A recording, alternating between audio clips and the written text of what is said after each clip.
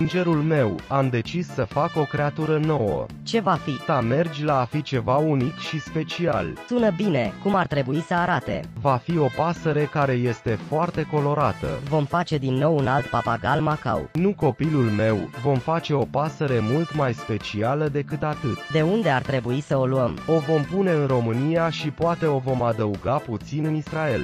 De ce ai ales Israelul? Nu vei ști niciodată răspunsul. Oricum, ce caracteristici ar trebui să dăm păsării? Noi ar trebui să-i dea capacitatea de a mânca și bea. Tu, fiul prost de o cățea. Am decis să-l fac să aibă capacitatea de a învia. Înviați cine? Reînvie Ceaușescu. Asta suna rău, sper că nu vorbește. El poate vorbi și el vă poate răni. Vrei să vezi creația mea specială? Prea târziu. Hello, do you very like Mama Liga?